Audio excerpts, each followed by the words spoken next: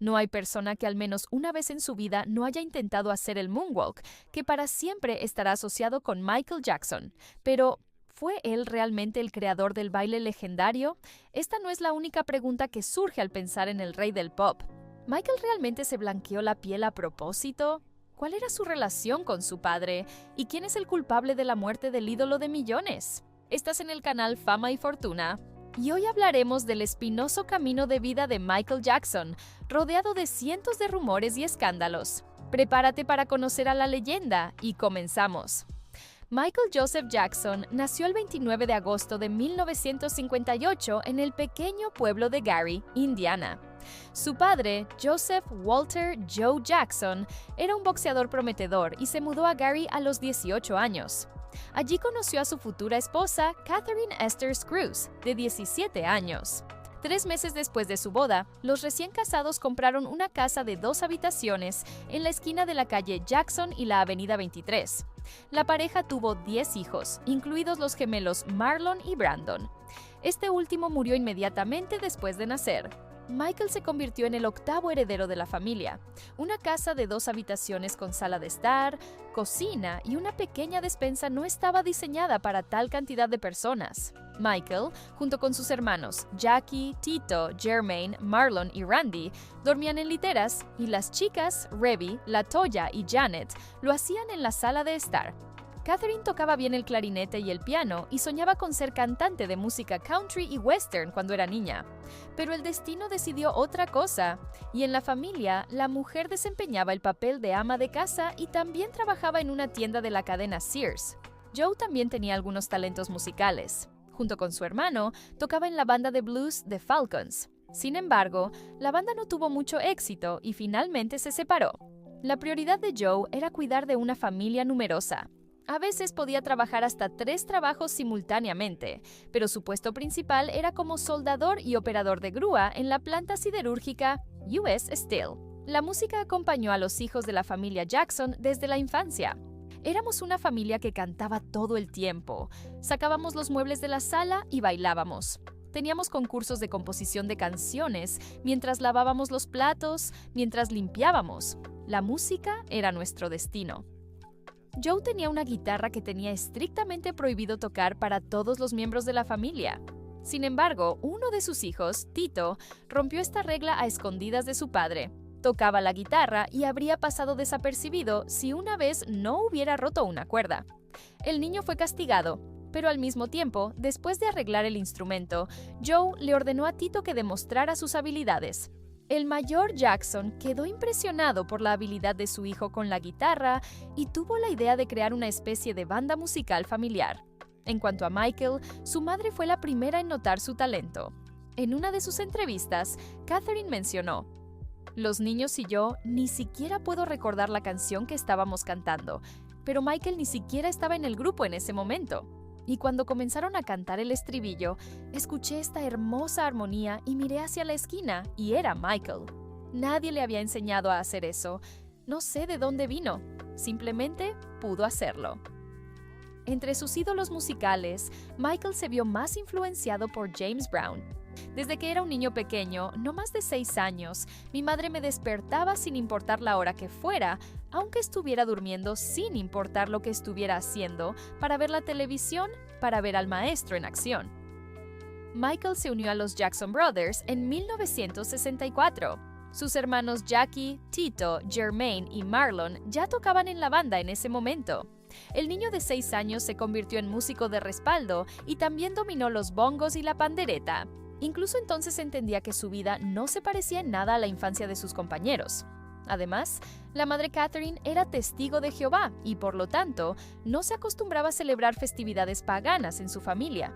Más tarde, su hermano Jermaine, en sus memorias, recordaría lo fascinados que los niños miraban por la ventana las casas de los vecinos decoradas para Navidad. Observábamos todo esto desde dentro de una casa sin árbol, sin luces, sin nada. Nuestra pequeña casa era la única sin decoración. Sentíamos que era la única en Gary, Indiana. Pero mamá nos aseguraba que no, que había otros hogares y otros testigos de Jehová que no celebraban la Navidad. Pero ese conocimiento no hacía nada para aclarar nuestra confusión. podíamos ver algo que nos hacía sentir bien, sin embargo, nos decían que no era bueno para nosotros. Pero ese era el menor de los problemas. El padre Joe convirtió la vida de sus propios hijos en una verdadera pesadilla. Por la más mínima ofensa, podía golpearlos con un cinturón, el cable de una tetera eléctrica, u obligarlos a cargar ladrillos durante horas de un extremo del jardín al otro. Temían cada vez que su padre regresaba a casa porque no sabían de qué humor estaría. Esta vez la madre se compadecía de ellos, pero rara vez se involucraba en conflictos. Intentaba compensar el acoso, dejando que los niños jugaran un poco cuando Joe no estaba en casa. Una crianza tan despótica formó en ellos una especie de modelo familiar donde el padre era frío y cruel, y la madre era amorosa y gentil. Por eso, cuando los Jackson más jóvenes veían a algún padre abrazar y besar a sus hijos, les causaba bastante sorpresa. Ninguno de nosotros puede recordarlos sosteniéndonos o abrazándonos o diciéndonos «te quiero», recordaba Jermaine Jackson. Michael fue el más acosado. Su padre se burlaba de él por tener una nariz grande. Y si el niño hacía un paso de baile equivocado u olvidaba una línea de una canción, Joe inmediatamente le daba una bofetada.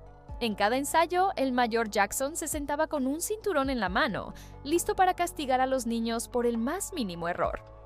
En una entrevista con Oprah Winfrey muchos años después, Michael diría que le tenía un miedo terrible a su propio padre. Cuando el niño veía a Joe, incluso podía sentir náuseas por el miedo intenso. Sin embargo, Michael era bastante rápido y a veces lograba escapar y esconderse, pero el castigo lo alcanzaba. Más tarde, Michael recordaba: «Solo recuerdo escuchar a mi madre gritar, «Joe, lo vas a matar, para».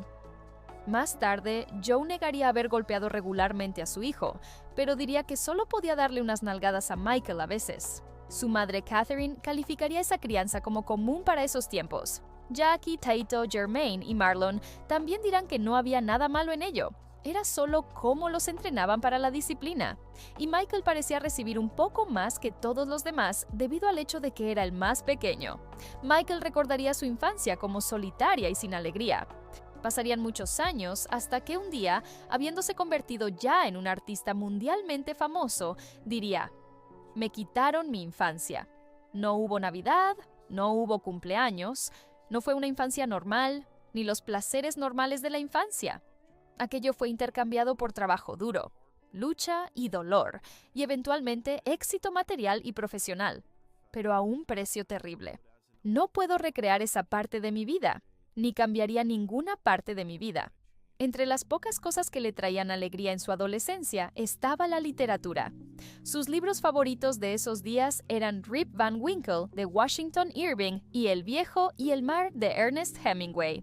Después de convertirse en un cantante famoso, Michael no perdería su amor por la lectura y llegaría a coleccionar una gran biblioteca que incluiría más de 10,000 libros. Más tarde, el nombre de la banda cambió de Jackson Brothers, The Jackson Sanctuaries, y Michael se convirtió en uno de sus vocalistas principales.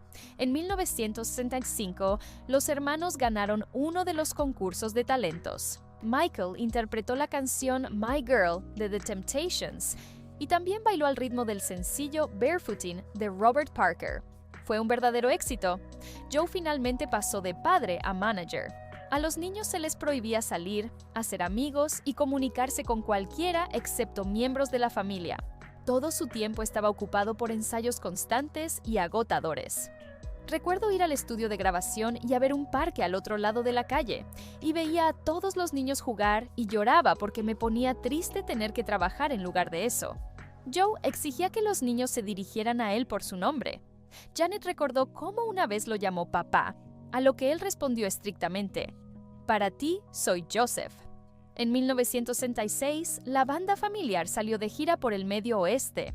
Además de conciertos locales y discotecas escolares, los Jackson 5 actuaban en los llamados clubes negros y como acto de apertura para Sam and Dave, The O'Jays, Gladys Knight y Etta James. A pesar de su corta edad, también tocaban en clubes nocturnos y bares. Crecí en el escenario. Crecí en clubes nocturnos. Cuando tenía 7, 8 años, ya estaba en clubes nocturnos. Vi chicas de striptease quitarse toda la ropa, vi estallar peleas, vi gente vomitarse encima, vi a adultos comportarse como cerdos. Un año después, la banda ganó un concurso amateur en el Apollo Theater de Harlem, y durante una presentación en la Beckman Junior High, el fundador del sello Steeltown Records llamó la atención sobre los jóvenes músicos. Los Jackson 5 firmaron un contrato de 6 meses con él y lanzaron su primer sencillo, Big Boy, interpretado por Michael de 9 años. Ese mismo año, los Jackson abrieron el concierto de Bobby Taylor and the Vancouvers. Taylor quedó encantado y organizó una audición para ellos en la compañía discográfica Motown. Además, Bobby produjo algunas de las canciones de la banda, como Who's Loving You y I Dream You. Los jefes de Motown no estaban entusiasmados al principio con la idea de trabajar con niños, ya que pensaban que eran más problemáticos que los adultos. Pero una de las empleadas de la compañía, Suzanne de Paz, al escuchar a los chicos cantar en vivo, hizo esfuerzos para darle luz verde a la banda. Esta mujer jugó un papel importante en el desarrollo creativo de los Jackson 5, convirtiéndose en la mentora de la banda después de que se unieran a Motown. Más tarde ayudó a Michael con su carrera solista y fue la primera en verlo ensayar el icónico Moonwalk en 1983. Michael Jackson era una esponja humana y absorbía toda la información, conocimiento y experiencia que podía, recordaba. Era un gran fanático de las películas antiguas, como seguramente sabes. Los Fred Astaire, Elizabeth Taylors, Katharine Hepburns, y esas eran las personas a las que perseguía para conocer. Definitivamente era una persona curiosa, comprometida, interesada, y creo que no es casualidad que se convirtiera en el Michael Jackson que básicamente todo el mundo conoce. Así que los Jackson 5 firmaron un contrato exclusivo de 7 años con Motown y se mudaron a Los Ángeles con toda la familia. El publicista decidió que Diana Ross, la vocalista de The Supremes, uno de los grupos más exitosos del sello, presentara a la banda al público con una versión del sencillo It's Your Thing. Los Jackson actuaron en el concurso Miss Black America de 1969 y aparecieron por primera vez en televisión. Se prestó especial atención al joven Michael, sobre quien Rolling Stone escribió, un prodigio con dones musicales abrumadores, que rápidamente emergió como la principal atracción y vocalista principal. Un equipo separado de autores y productores comenzó a escribir canciones para los Jackson. I Want You Back fue el primer sencillo de la banda en alcanzar el primer lugar en el Billboard Hot 100. Su álbum debut, Diana Ross Presents the Jackson 5, también entró en las listas en 1969. Las canciones ABC, The Love You Save, By Much I'll Be There, ocuparon posiciones líderes. A pesar del reconocimiento, en entrevistas posteriores, Michael admitió que no le gustaba su voz. En las primeras grabaciones de la banda, el cantante se quejaba del tono agudo de su voz, describiéndola como similar a la voz de Minnie Mouse. La banda ganó popularidad muy rápidamente. No puedes imaginarte lo abrumador que fue, recordaba Suzanne de Paz. Era como la Beatlemanía con niños pequeños. Ninguno de nosotros había visto algo así. Era asombroso lo rápido que sucedió todo. En la ola del éxito, en la primavera de 1971, Joe decidió mudar a su familia a una gran casa en Encino, California. Los Jackson 5 continuaron trabajando sin descanso. Tenían un apretado calendario de giras, y con esa gran popularidad fue tan enorme que la compañía Rankin Bass creó una caricatura del mismo nombre sobre ellos, 2 temporadas de las cuales se transmitían cada sábado en el canal ABC. Simultáneamente con el trabajo en la banda, Michael lanzó su álbum debut Got to Be There. Pocos meses después, el adolescente de 14 años tenía un segundo álbum solista, Ben. Su canción del mismo nombre se convirtió en la banda sonora de una película de terror estadounidense sobre ratas asesinas. Esta pista también alcanzó el primer lugar en el Billboard Hot 100. En total, el vocalista lanzó 4 discos con Motown. Además de los anteriores, también estuvieron Music and Me en 1973 y Forever, Michael en 1975. En general, Michael se convirtió en una de las primeras superestrellas negras, y los Jackson 5 fueron llamados un gran ejemplo de ruptura de estereotipos raciales. Posteriormente, la banda se convirtió en el proyecto más rentable del sello, cuyos discos vendieron 100 millones de copias. Dancing Machine se convirtió en uno de los éxitos icónicos. Les dio a los Jackson una segunda nominación al Grammy y también popularizó el Robot Dance, que Michael interpretó por primera vez en uno de los episodios del popular programa de música Soul Train. Pero a pesar del éxito mundial, en 1976 la banda rompió relaciones con el sello. Los Jackson recibían solo el 2.7% de los ingresos por cada disco vendido. Además, Motown les negaba producir canciones de forma independiente. Esta fue la causa oficial del conflicto. La compañía presentó una contrademanda alegando violación de los términos de cooperación y negó a la banda el derecho a llamarse The Jackson 5. El único que se quedó en el sello fue Jermaine, quien también se había casado con la hija del fundador de Motown.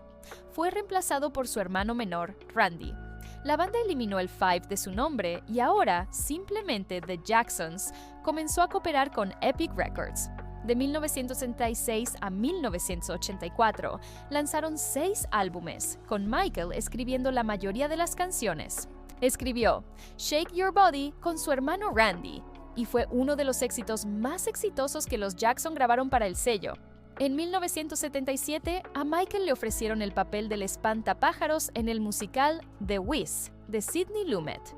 Joe no estaba muy contento de que el chico participara en un proyecto financieramente independiente de todos los Jackson, pero cuando a Michael le ofrecieron $100,000 como tarifa, el padre manager cambió de opinión. El rodaje tuvo lugar en Nueva York y a Michael le gustó mucho el proceso. El papel de Dorothy lo interpretó Diana Ross, y una vez ella le insinuó directamente a Jackson que estaba aprendiendo los números de baile demasiado rápido, lo que hacía que la actriz se sintiera insegura. La coreografía era realmente fácil para Michael, pero por respeto a Diana, bailaba deliberadamente un poco peor de lo que podía. The Wiz fracasó en la taquilla, recaudando solo la mitad de la cantidad gastada en el musical. Pero no importaba, porque gracias a la participación en el proyecto, Michael acordó cooperar con el famoso productor Quincy Jones. Él era tan tímido. Se sentaba y cantaba detrás del sofá, dándome la espalda, mientras yo estaba allí sentado con las manos sobre los ojos. Recordaba Quincy Jones sobre los primeros días trabajando con el joven artista. Michael Jackson era un tipo de artista diferente, un hombre niño en muchos sentidos. Estaba más allá de lo profesional y dedicado, evocando a Fred Astaire, Sammy Davis Jr. y James Brown todo a la vez. Trabajaba durante horas, perfeccionando cada patada, gesto y movimiento para que se unieran precisamente como estaban concebidos. La primera colaboración fue el álbum Off the Wall. En este álbum solista, Michael no quería sonar como un Jackson 5 ante todo, sino que buscaba mostrar su individualidad. Por cierto, odiaba cantar leyendo partituras durante la grabación. Así que mientras trabajaba en el álbum, Jackson pasaba las noches estudiando las letras y armonías, y al día siguiente iba al estudio y las cantaba de memoria. El disco fue un éxito salvaje y recibió críticas positivas, además de aumentar la popularidad de la banda familiar. Cualquiera que te diga que sabía que un disco sería un gran éxito es un mentiroso de tomo y lomo. No teníamos idea de que Off the Wall fuera a tener tanto éxito, pero estábamos emocionados. Quincy Jones afirmó que Michael había pasado del ámbito del pop en bubblegum y había plantado su bandera justo en el corazón del pulso musical de los 80.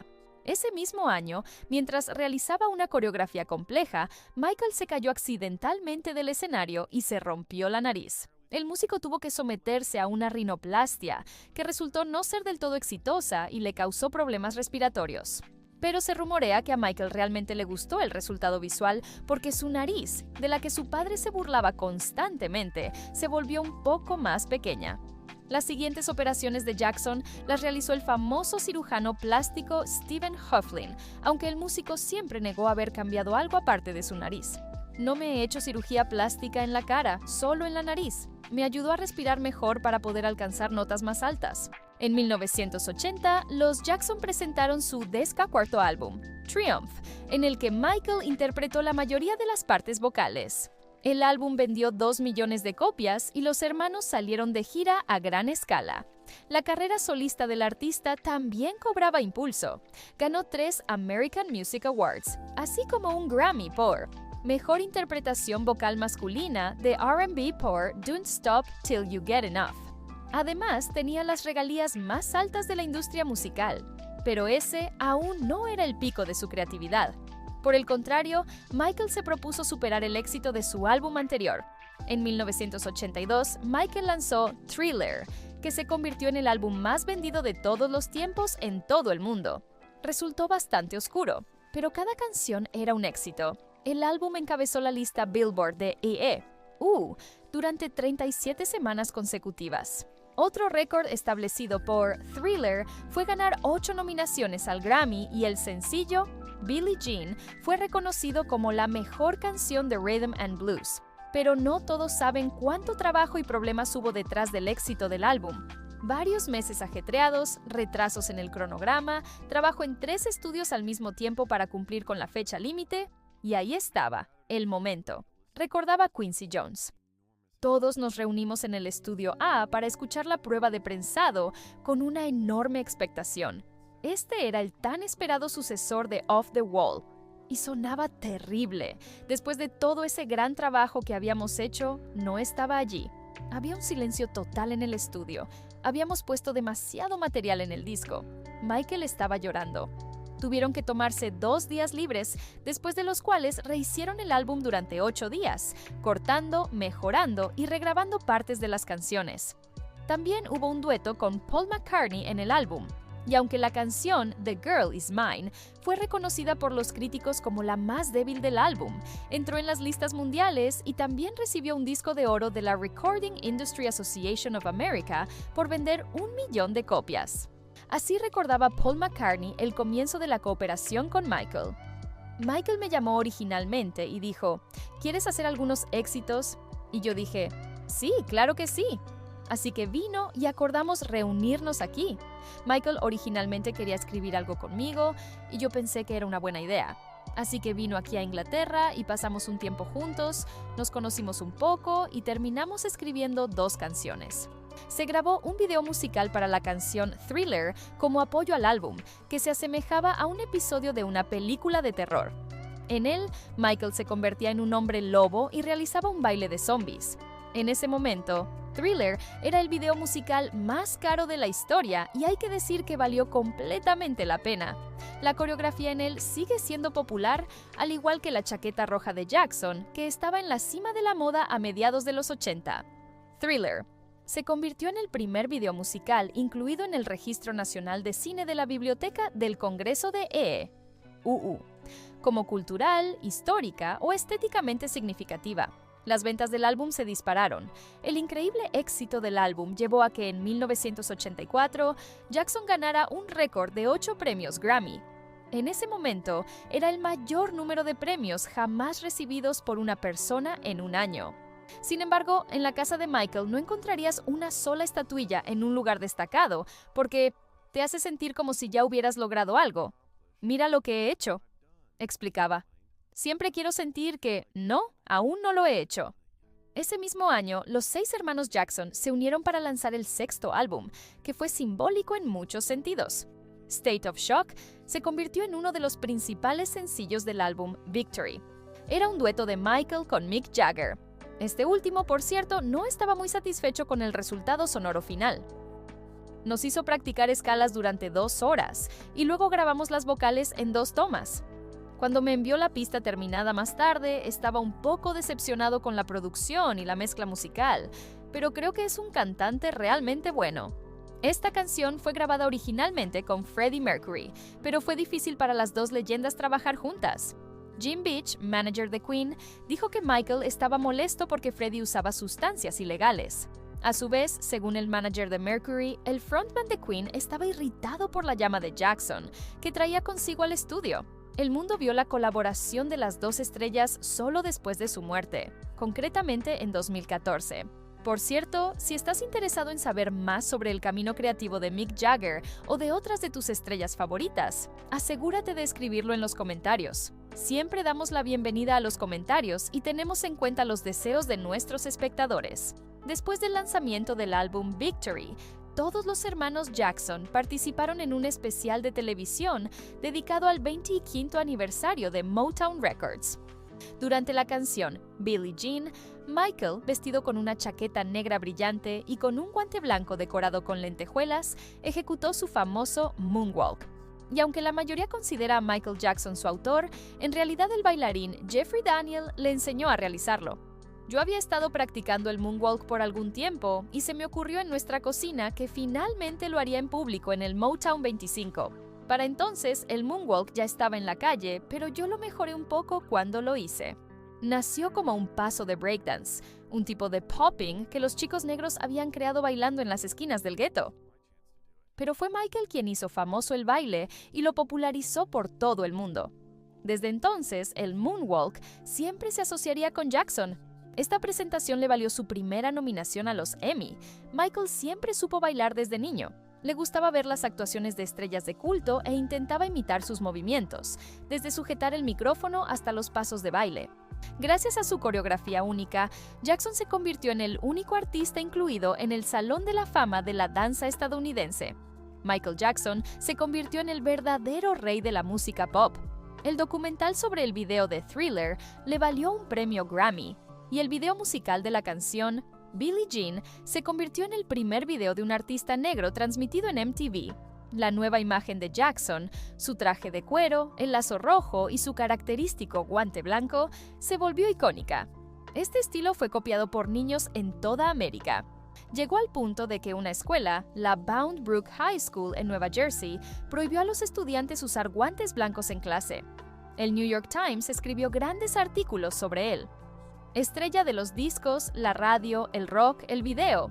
Un equipo de rescate de un solo hombre para la industria musical. Un compositor que marca el ritmo de una década. Un bailarín con los pies más elegantes de la calle.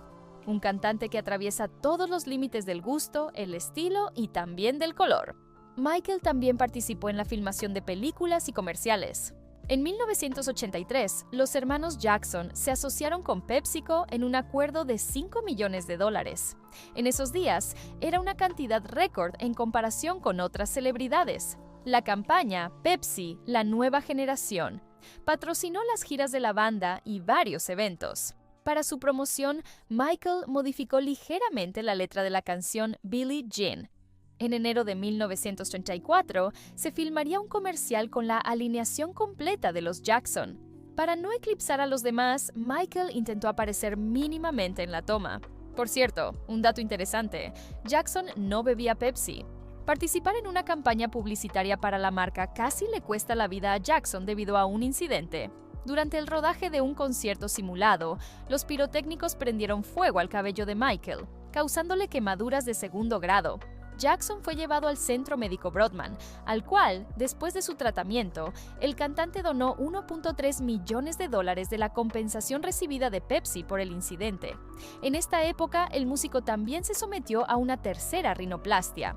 A fines de los 80, Michael firmó un segundo contrato con Pepsi por una cantidad aún mayor de $10 millones. En general, el artista tenía acuerdos publicitarios con otras compañías como La Gear, Suzuki y Sony.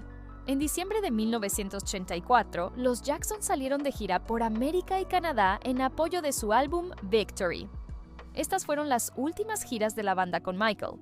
A menudo surgían disputas en el equipo familiar. Una de ellas estaba relacionada con la llamada lotería, que se inventó para la gira. Los que deseaban asistir al concierto tenían que enviar una solicitud y pagar las entradas inmediatamente. Ni más ni menos. Los ganadores obtenían entradas, los perdedores recuperaban su dinero. El proceso de devolución de los fondos tomaría algún tiempo, y mientras el dinero estuviera en la cuenta, los Jackson recibirían alrededor de $12 millones en intereses del banco. Michael estaba categóricamente en contra de tal truco. El precio de la entrada ya era bastante alto, $30. Además, se obligaba a la gente a comprar 4 a la vez. Un gran número de fans de la banda no podrían permitírselo. A pesar de esto, los oyentes hicieron largas colas para las entradas del primer concierto de la banda en Kansas City. Michael ordenó detener la venta de entradas y realizó una conferencia de prensa donde declaró: "Mucha gente está teniendo problemas para conseguir entradas. El otro día recibí una carta de una fan en Texas llamada La Donna Jones.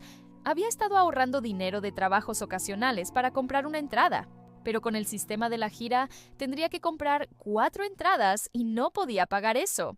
Así que le pedimos a nuestro promotor que buscara una nueva forma de distribuir las entradas, una que ya no requiera un giro postal". Sin embargo, los periódicos ya habían comenzado a escribir artículos negativos sobre la lotería de los Jackson, y el ídolo de Michael, el cantante estadounidense James Brown, rechazó la oferta del músico de presentarse con la banda en Nueva York. Debido a esto, el cantante decidió donar el dinero obtenido de las presentaciones a la caridad para redimirse ante el público. Teniendo en cuenta la exitosa venta de entradas, la cantidad alcanzó los $5 millones. Las relaciones entre los hermanos empeoraron aún más. No se comunicaban entre sí, viajaban en autos separados e incluso vivían en pisos diferentes del hotel. Los intereses de cada uno de los Jackson comenzaron a ser representados por abogados. Fue la peor experiencia que Michael había tenido con sus hermanos. Algunos tenían celos, había negación, toda la gama de emociones humanas. No podía seguir así. Antes del final de la gira, durante la actuación en el último concierto en Los Ángeles, Michael anunció que abandonaba la banda. Michael continuó dedicándose a obras benéficas. En total, desde 1985 hasta 1990, transfirió casi $500,000 a un fondo que proporcionaba becas a estudiantes negros. Junto con Lionel Richie, el músico escribió el sencillo We Are the World, gracias al cual se logró recaudar $63 millones para ayuda humanitaria a personas pobres en África y América. We Are the World también se convirtió en el sencillo más vendido de todos los tiempos y ganó 4 Grammys. Desafortunadamente, en esta época, Michael comenzó a preocuparse cada vez más por su salud. Algún tiempo después del lanzamiento de su sencillo Thriller, comenzó a notar manchas claras en su piel y con el tiempo se hicieron más visibles. Por supuesto, los paparazzi no perdieron la oportunidad de especular con el hecho de que Michael Jackson supuestamente se blanqueaba la piel a propósito. En realidad, el artista sufría de vitiligo, una enfermedad por la cual áreas de la piel pierden su color. Esta enfermedad también puede ser hereditaria. Según diversas fuentes, los parientes de Michael por línea paterna tenían el mismo diagnóstico. El vitiligo de Jackson fue confirmado por su dermatólogo, Arnold Klein. Él también diagnosticó al cantante con lupus eritematoso, que también podía causar despigmentación. Michael ocultaba las manchas con maquillaje y usaba cremas especiales que supuestamente igualaban el tono de la piel.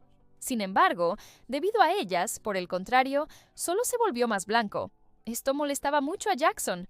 Le preocupaba cómo podría afectar su creatividad, pero era imposible controlar el vitiligo. Los tabloides afirmaban en sus publicaciones que Michael se avergonzaba de sus orígenes y quería convertirse en un blanco europeo clásico. Cuando lanzó la canción Black or White en 1991, esas discusiones se intensificaron aún más. En el sencillo, Michael intentó mostrar toda su indignación sobre el racismo y la injusticia, pero el público percibió la canción de manera diferente. Lo criticaron por decir en el sencillo que no importaba de qué nacionalidad fueras, mientras que al mismo tiempo supuestamente se blanqueaba la piel deliberadamente. Después de todas las acusaciones, Jackson habló públicamente sobre su diagnóstico por primera vez en una entrevista con Oprah Winfrey. Tengo un trastorno de la piel que destruye la pigmentación. Es algo que no puedo evitar, ¿de acuerdo? Pero cuando la gente inventa historias de que no quiero ser quien soy, me duele. Michael sí usaba productos aclaradores, pero esto era una práctica completamente normal en el tratamiento del vitiligo. Cuando la enfermedad afecta una gran parte del cuerpo, los médicos recetan a los pacientes cremas especiales que eliminan los restos de pigmento. Sin embargo, era muy difícil vivir con un cuerpo tan blanco como la nieve. A Michael no se le permitía tomar el sol porque podía provocarle cáncer de piel. Tenía que usar ropa cerrada todo el tiempo y esconder su rostro bajo un paraguas. En general, la apariencia de Jackson siempre había sido un tema de discusión y rumor. Se le atribuyeron numerosas cirugías plásticas, aunque el cantante insistía en que solo eran 3. Algunas fuentes afirmaban que también sufría de anorexia nerviosa. Esto último podría ser cierto, dado la difícil infancia de Michael y el abuso psicológico de su padre. Se adhería al vegetarianismo, pero creía que cuanto más delgado se volvía, más claros y expresivos serían sus movimientos durante las actuaciones de baile. En 1986, los tabloides dijeron que Michael tenía su propia cámara de oxígeno de un comercial.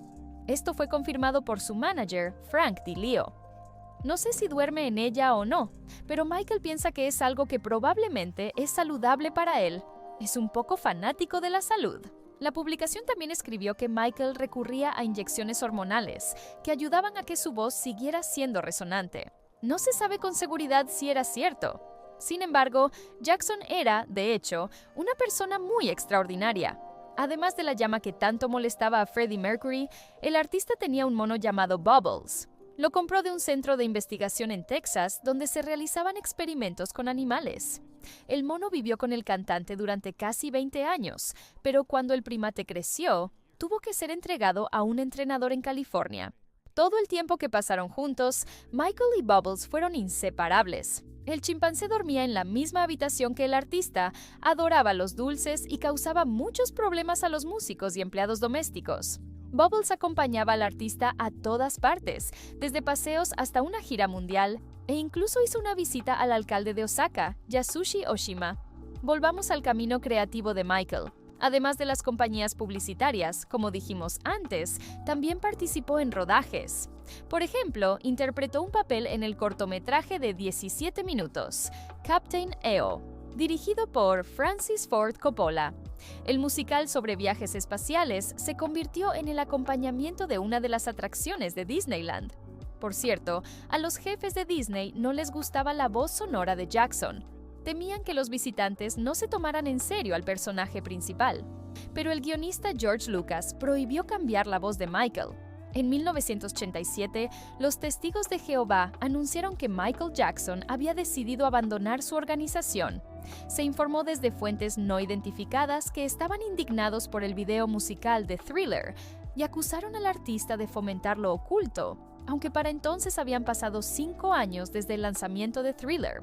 Ese mismo año, después de un largo descanso, los fans finalmente tuvieron el nuevo disco de Jackson, Bad.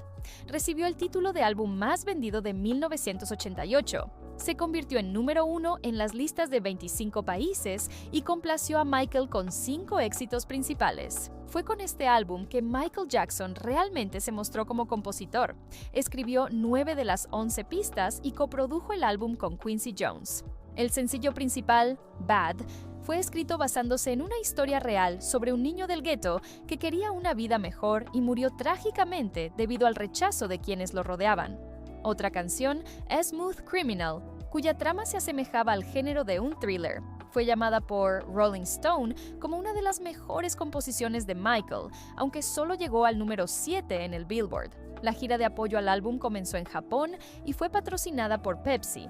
14 conciertos en la Tierra del Sol Naciente fueron atendidos por 570,000 oyentes y las 7 presentaciones agotadas de Michael en el estadio Wembley superaron el récord de Madonna y entraron en el libro Guinness de los récords. En una entrevista dedicada al lanzamiento del álbum, le preguntaron a Michael si estaba satisfecho con el resultado y si se sentía feliz. Jackson respondió que nunca estaba totalmente satisfecho. Siempre deseaba que el mundo fuera un lugar mejor. Esperaba que eso fuera lo que hacía con su música. Traer felicidad a la gente y alegría, necesitan algo de paz en sus vidas. Esta es mi filosofía en general. Si quieres cambiar algo, empieza por ti mismo. La gente no se mira a sí misma honestamente. No se miran a sí mismos y señalan con el dedo. Siempre es culpa del otro. Deberías cambiarte a ti mismo. Mírate. Los fans no tuvieron tiempo de reponerse del nuevo álbum cuando, en solo 5 meses, Michael presentó su autobiografía, Moonwalk. Era la historia personal de Jackson en la que hablaba abiertamente sobre el abuso de su padre. Incluso contó cómo Michael intentó defenderse de Joe, lanzándole zapatos, pero luego recibió un castigo aún mayor. El cantante también tocó los temas de la depresión, la soledad, su propia familia y nuevamente negó todos los rumores sobre cirugía plástica.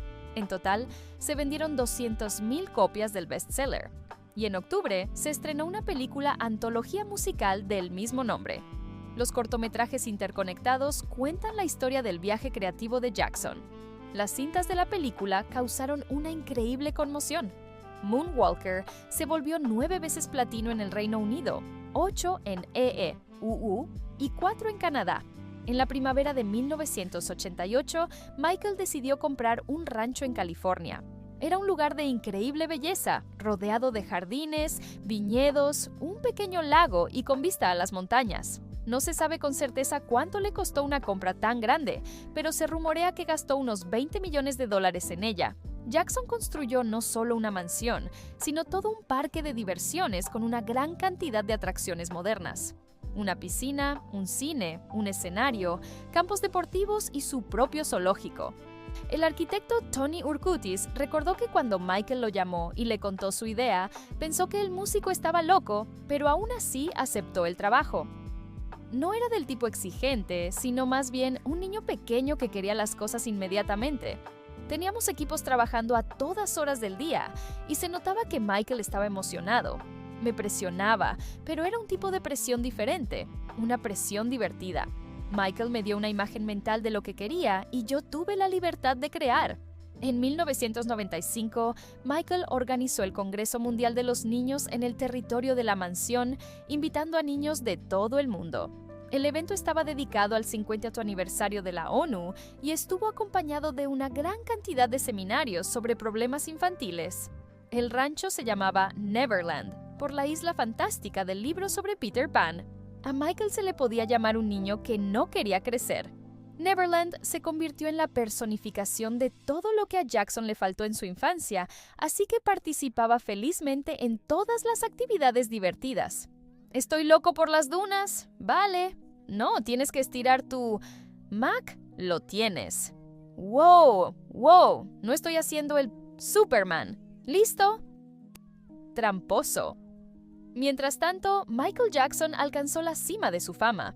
El mundo entero lo llamaba el rey del pop. El presidente George Bush padre estaba encantado con el artista y lo consideraba el artista de la década. En ese entonces, Michael era realmente reconocido como el artista más popular de los años 80. El octavo álbum solista de Jackson, titulado Dangerous, se lanzó en marzo de 1991. Para entender el nivel de expectativa de la audiencia, citemos lo siguiente. 5 días antes del lanzamiento del álbum, 3 hombres armados irrumpieron en un almacén de música en Los Ángeles y robaron 30,000 copias. Este álbum estaba lleno de temas socialmente relevantes: racismo, pobreza y los problemas de los niños en todo el mundo.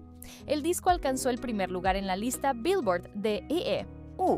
La legendaria canción Black or White, de la que hablamos antes, se incluyó en esta colección.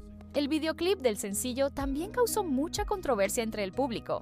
En los últimos 4 minutos del video, Michael se transforma de pantera a humano y comienza a bailar. Los movimientos del cantante parecieron demasiado íntimos para muchos.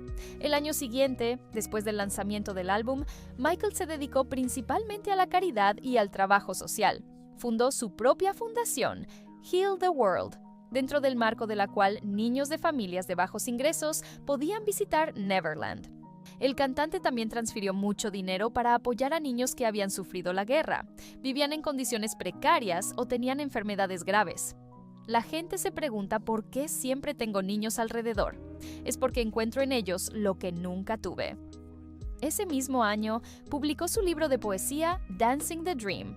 Cada poema también estaba dedicado a problemas sociales. Por ejemplo, uno de ellos fue escrito sobre un adolescente estadounidense que había sido infectado accidentalmente de SIDA. Debido a la falta de aceptación por parte de los demás y su trágica muerte, Ryan White se convirtió en un símbolo de la lucha contra esta enfermedad. Michael Jackson incluso apeló a la administración de Bill Clinton para obtener más fondos para la investigación del SIDA y el apoyo a las personas con este diagnóstico. Luego, Jackson fue a África, donde la gente lo recibió con una calidez increíble y carteles que decían «Bienvenido a casa». Recibió la Orden al Mérito del presidente Omar Bongo. Y en la República de Costa de Marfil recibió el título de Rey Sani. En sus entrevistas confesaba su amor por este lugar. Para mí, es como el amanecer de la civilización. Es el primer lugar donde existió la sociedad. Se ha visto mucho amor. Supongo que hay esa conexión porque es la raíz de todo ritmo. Todo. Es hogar. Después del viaje, reflexionó mucho sobre el origen de la música, llamándola una reproducción de los sonidos de la naturaleza. La música comenzó con la naturaleza. La música es naturaleza. Los pájaros hacen música, los océanos hacen música, el viento hace música. Cualquier sonido natural es música. Y ahí es donde todo comenzó. Solo estamos haciendo una réplica de la naturaleza, que son los sonidos que escuchamos afuera. Quizás esta comprensión y percepción de los sonidos fue el secreto de la música de Jackson, que conquistó los corazones de millones de oyentes. Fue invitado a actuar en muchos eventos, y durante el Super Bowl 27, el concierto de medio tiempo de Michael fue más popular que el propio juego. Esta presentación cambió la historia, estableciendo el estándar para los espectáculos de medio tiempo. Mientras tanto, el arsenal de premios de Jackson solo continuaba creciendo. En 1993, ganó 3 nominaciones en los American Music Awards y se convirtió en el primer artista en recibir un International Achievement Award. Pero el éxito profesional estuvo acompañado de fracasos en las relaciones románticas. La primera novia de Michael fue la actriz Tatum O'Neal. Fue un amor adolescente típico. Después, el cantante conoció a la modelo Brooke Shields. El joven músico incluso soñaba con casarse con la chica, pero ella estaba en contra de un paso tan serio.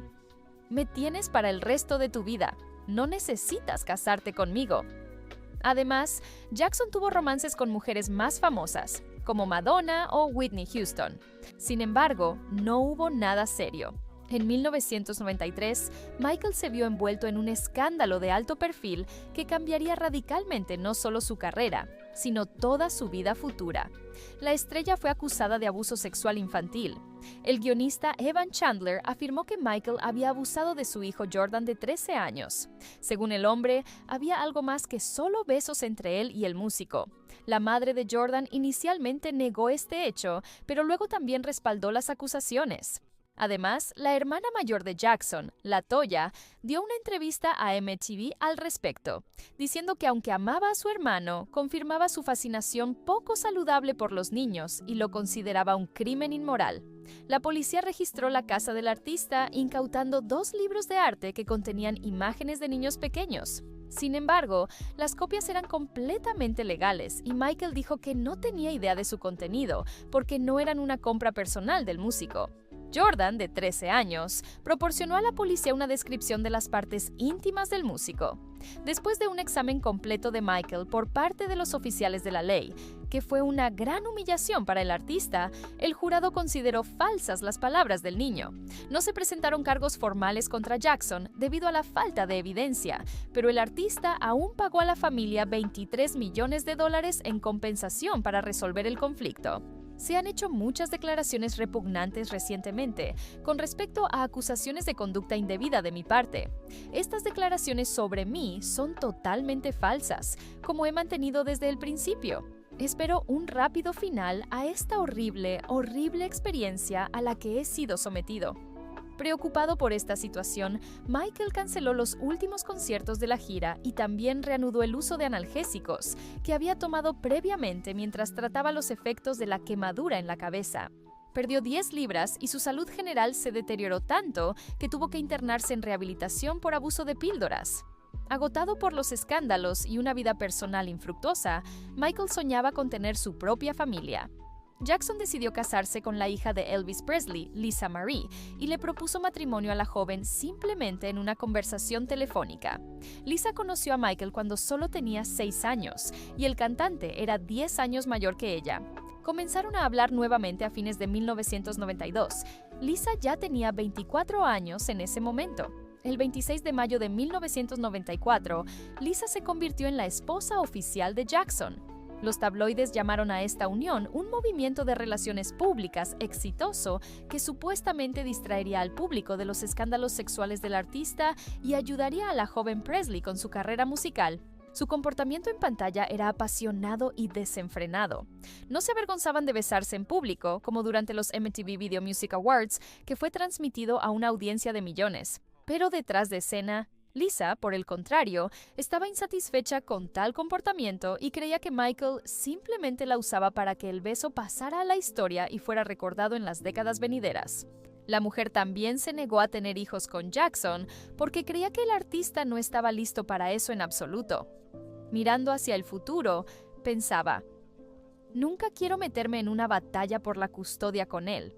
No quiero hacer esto. No quiero enfrentarme a él. Así que necesitaba asegurarme de que todo a mi alrededor estuviera bien si tuviera hijos. Sabía que traer hijos a ciertas circunstancias requiere asegurarse de que todo esté seguro, protegido y bien. y quería asegurarme de que él y yo estuviéramos realmente unidos, porque íbamos a enfrentar tanto. Este matrimonio duró solo 1 año y medio. En su entrevista con Oprah, Lisa dijo que ella y Michael habían intentado restaurar la relación por un tiempo, pero nada funcionó. Las acusaciones también afectaron la carrera del músico. Debido a esto, tuvo que abandonar el proyecto de Sega. Michael era responsable de la banda sonora del videojuego Sonic the Hedgehog 3. Pero después del escándalo, la compañía rehizo su música y no mencionó la autoría de Jackson en los créditos. Esto fue un golpe para el cantante porque adoraba a Sonic y tenía experiencia previa trabajando con Sega durante el desarrollo del juego Moonwalker. Todos estos eventos también influyeron mucho en el nuevo disco de Michael, History, Past, Present and Future, Book E, que lanzó en 1995. El álbum consistía en 2 discos. El primero incluía los mejores sencillos de Jackson y el segundo presentaba sus nuevas canciones. History no solo se convirtió en número 1 en las listas, sino también en el álbum más personal del artista, descrito por algunos como el testimonio de un músico cuya autocompasión ahora iguala su talento. Los mayores éxitos del álbum fueron You Are Not Alone y Scream. El primer sencillo fue escrito por el cantante Eric Kelly, y a Michael le gustó la demo y decidió producirlo. Como resultado, la composición fue nominada a un Grammy y estableció un récord Guinness como la primera canción en debutar en el Billboard en el número 1. History se convirtió en el álbum doble más vendido jamás lanzado en UAUU. Un dúo con su hermana menor Janet, llamado Scream, se convirtió en la respuesta a todo el odio y las acusaciones hacia Michael por parte de numerosos tabloides. El videoclip, en el que el cantante apareció en una nueva imagen atrevida, también ganó un Grammy. Pero este disco también fue recibido con controversia. En 1996, Michael interpretó Earth Song en los Brit Awards. Durante la actuación, el cantante fue elevado a una altura con la ayuda de una grúa, hasta que de repente otro artista, Jarvis Cocker, subió al escenario levantándose la camiseta frente a la cámara. Por supuesto, la policía arrestó inmediatamente al provocador y más tarde Jarvis dijo que simplemente no podía soportar ver a Jackson hacerse pasar por un santo. Michael calificó su acto de repugnante. Jackson emprendió una gira mundial que recaudó $165 millones. Dio 82 conciertos. Fue un trabajo muy duro, porque solo una actuación del cantante duraba más de 2 horas. Pero esta gira fue recordada no solo como la más grande de la historia, sino también por el matrimonio de Michael. Mientras actuaba en Sydney, se casó con Debbie Rowe, asistente del dermatólogo que trataba el lupus y el vitiligo del artista. Diferentes fuentes dicen que al principio solo los unía la amistad. Hablaban mucho y Jackson a menudo le contaba al médico cómo soñaba con ser padre. Debbie era una gran fan del cantante y fue ella quien primero le ofreció tener un hijo. Cuando Michael se divorció de Lisa Marie Presley, Rowe ya estaba embarazada de 6 meses. El primer hijo de Michael nació el 13 de febrero de 1997. El primogénito fue llamado Michael Joseph Jackson Jr., en honor al abuelo del cantante. Un año después, la pareja esperaba otro hijo, una hija, Paris Michael Catherine Jackson. Los niños estaban rodeados por un equipo de niñeras y managers. Debbie no participó mucho en su crianza. Según los rumores, la mujer tenía miedo de apegarse a los niños porque su relación con Michael no estaba basada en un gran amor. El 8 de octubre de 1999, la pareja se divorció. Rowe recibió casi $10 millones en compensación y Michael obtuvo la custodia total de su hijo e hija. Michael continuó trabajando en su carrera musical, aunque después de todos los escándalos, esta fue decayendo gradualmente. En 1997, lanzó el disco Blood on the Dance Floor, History in the Mix. Fue el segundo álbum producido por el sello propio del músico. Incluía 8 remixes de éxitos de la colección anterior y 5 canciones nuevas. Jackson habló sobre la creación de sus sencillos. Las mejores canciones se escriben solas, no las pides, simplemente caen en tu regazo. Luego están esas canciones que, ya sabes, incubas, plantas la semilla, dejas que el subconsciente tome su curso y con el tiempo esperas que algo salga. Y la mayoría de las veces sale. Luego comenzó a trabajar en su 10º álbum solista, Invincible. El cantante trabajó en él durante casi 4 años y al mismo tiempo no dejó de participar en eventos benéficos. Por sus actividades caritativas, recibió el reconocimiento del libro Guinness de los récords. Michael actuó en el concierto War Child para ayudar a recaudar dinero para las víctimas de la guerra en Kosovo y los niños de Guatemala. También organizó sus propios conciertos benéficos, como Michael Jackson and Friends, cuyas ganancias fueron al Fondo para la Infancia Nelson Mandela, la Cruz Roja y la UNESCO. Bajo el liderazgo de Jackson, se organizó el concierto What More Can I Give?, dedicado a las víctimas de la tragedia del 11 de septiembre de 2001. La canción del mismo nombre fue escrita por Michael e interpretada junto con otras estrellas mundiales como Nick Carter, Beyoncé, Celine Dion, Mariah Carey y otros. El 10º y último álbum solista del artista, Invincible, se lanzó el 30 de octubre de 2001. Michael dedicó el disco a un niño llamado Benjamin, que fue asesinado por un grupo de neonazis. El cantante expresó sus profundas condolencias a su familia y una vez más enfatizó los problemas del racismo. Como de costumbre, el álbum Invincible, como los discos anteriores, obtuvo muchos premios y debutó en el número 1 en las listas. Michael, por 22ª vez, se convirtió en el intérprete del siglo. Al mismo tiempo, no todos los críticos estaban encantados. Invincible recibió críticas mixtas. Solo después de la muerte de Michael Jackson, las reseñas retrospectivas serían más positivas. El 21 de febrero de 2002, una madre sustituta dio a luz al tercer hijo de Jackson, Prince Michael Jackson II. El artista le dio al niño el apodo de Blanket. El bebé se convirtió en una estrella de televisión debido a un descuido de su padre.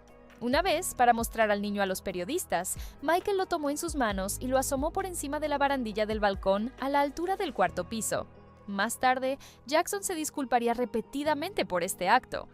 Estábamos esperando a miles de fans abajo y coreaban. Querían ver a mi hijo. Así que fui lo suficientemente amable como para dejar que lo vieran. Estaba actuando por inocencia. Otro escándalo rodeó a Michael con Sony Music Entertainment.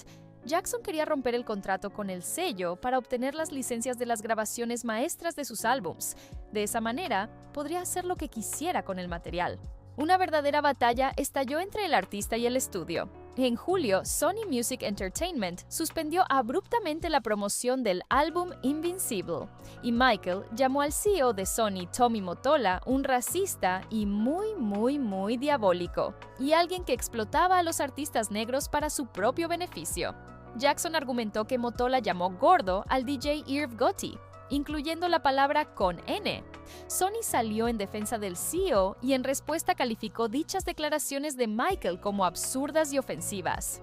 Como resultado, el artista y el sello dejaron de trabajar juntos.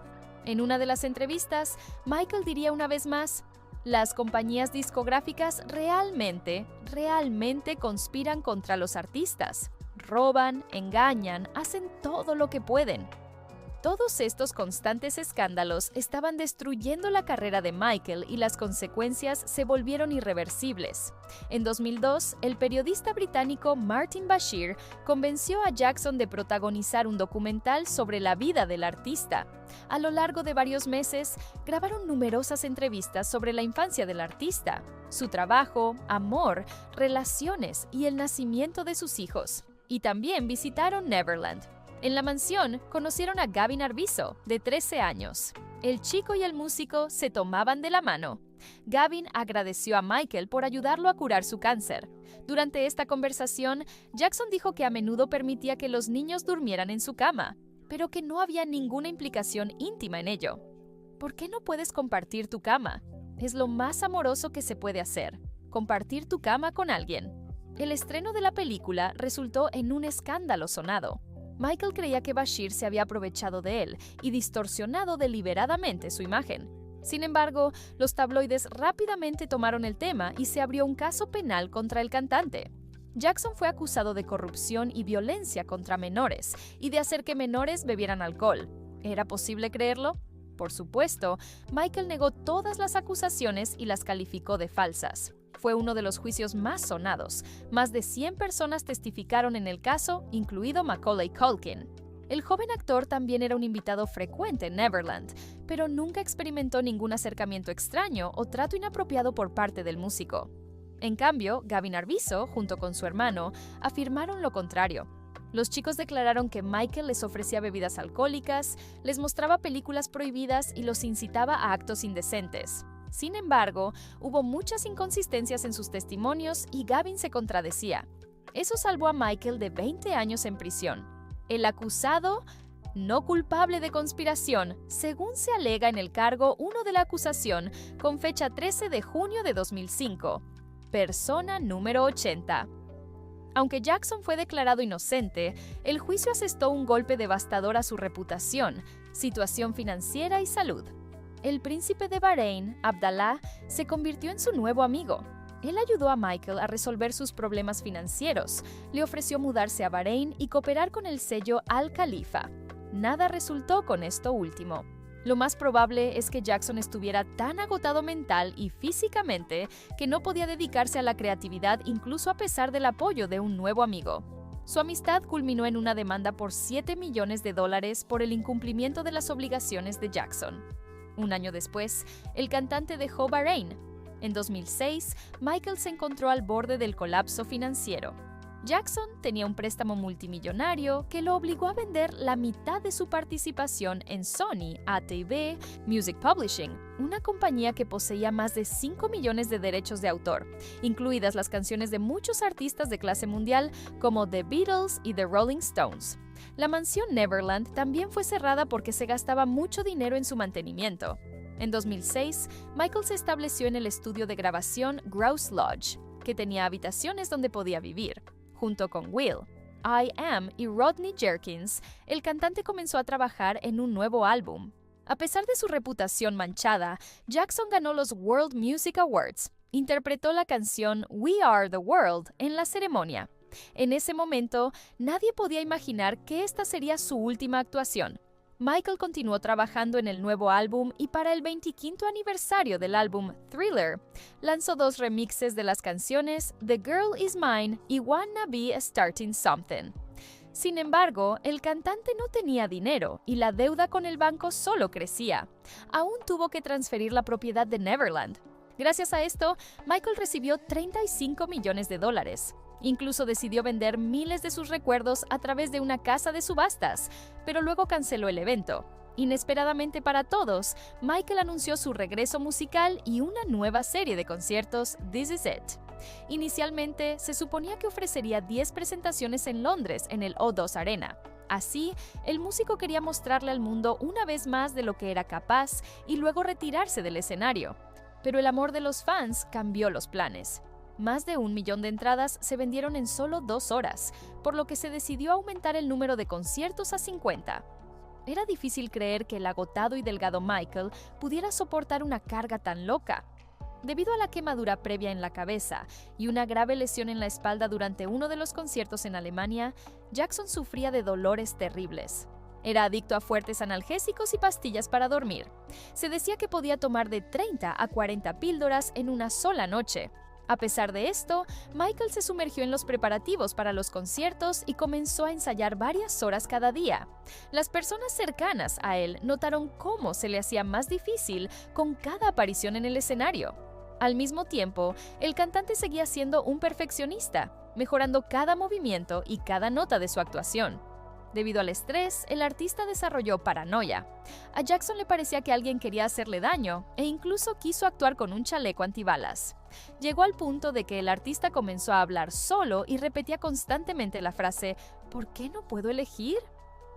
Se encerraba en el baño, negándose a ir a los ensayos, pero lo obligaban una y otra vez. Solo después de una semana de descanso, cuando Michael regresó a los ensayos, su condición parecía mejorar, aunque seguía débil. Era imposible apartar la vista de él en el escenario. Parecía que todo estaba mejorando. Pero no. Durante toda la preparación de la serie de conciertos, Michael estuvo bajo la supervisión del Dr. Conrad Murray. Murray le administraba medicamentos para ayudarlo a dormir y relajarse. En la mañana del 25 de junio de 2009, cuando solo faltaban 3 semanas para el inicio de la serie de conciertos, Conrad cedió a las súplicas del cantante y agregó uno de los fármacos más fuertes a su intravenosa, a la que Jackson ya era adicto. El médico se quedó con Michael un rato, pero luego salió de la habitación. Y cuando regresó, el músico ya no respiraba. El cantante fue trasladado por una ambulancia y, después de más de una hora intentando reanimarlo en el hospital, fue en vano. A los 50 años, el rey del pop murió de una sobredosis de analgésicos. Telespectadores, tanto en Los Angeles Times como CBS News, ahora reportan que Michael Jackson ha muerto. La muerte del rey del pop conmocionó al mundo. La gente comenzó a buscar cualquier información sobre la tragedia en Internet, lo que causó la caída de Google, AOL, Instant Messenger, Twitter y Wikipedia.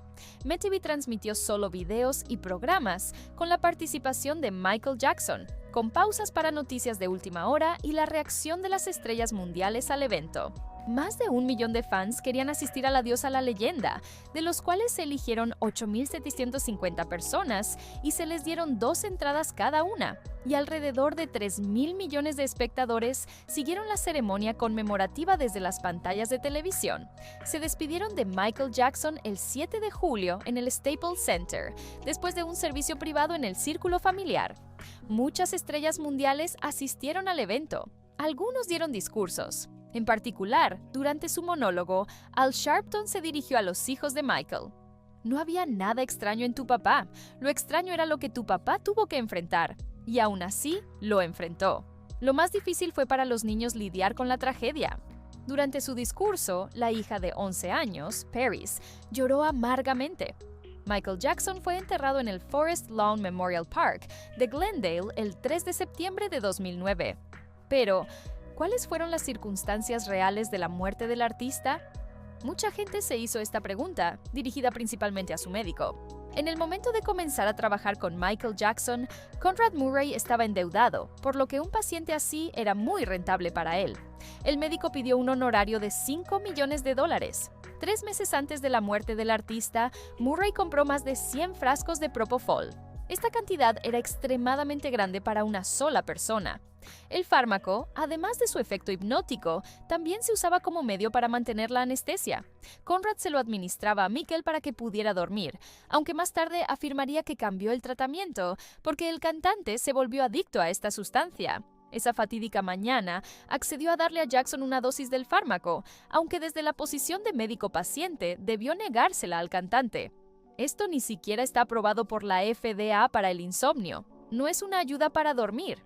¿Qué es esto? Es un agente anestésico que se usa para dejar a alguien inconsciente, básicamente para dejarlos sin conocimiento. En otras palabras, sería como usar un martillo para matar una hormiga, explicó Vesna Maris, exfiscal adjunta del Distrito de Los Ángeles. Se realizó una investigación sobre la muerte de Michael que reveló muchas irregularidades médicas. En particular, Murray dejó al paciente después de administrarle el fármaco a las 10:40 a.m., aunque debía permanecer cerca y monitorear su estado. Según el médico, fue al baño solo unos minutos y luego encontró a su paciente inconsciente, aunque la policía registró que a las 11 a.m. habló por teléfono durante casi una hora, según testigos. Luego intentó reanimar a Jackson y ordenó a su guardaespaldas que recolectara y escondiera todos los frascos del fármaco. La llamada al 911 no se hizo hasta las 12:30 p.m., cuando llegó la ambulancia. Murray no les dijo a los paramédicos que había inyectado Propofol al cantante y solo lo admitió 2 días después. Además, Murray cometió otras graves violaciones. No había el equipo médico necesario para monitorear el estado de Michael durante la administración de sustancias tan poderosas, y Murray no llevaba registros médicos de lo que administraba a Jackson y sus reacciones al fármaco. Como resultado, Conrad Murray fue declarado culpable de homicidio involuntario y condenado a 4 años de prisión. Sin embargo, la memoria de Michael Jackson, así como su obra, continuaron existiendo. En 2009 se estrenó la película documental Michael Jackson as This Is It, sobre la preparación de la serie de conciertos que nunca llegaron a realizarse, así como un álbum póstumo de sus éxitos con el mismo nombre que la película. Ya les hemos contado que, en vida, Michael invirtió en Sony ATV Music Publishing.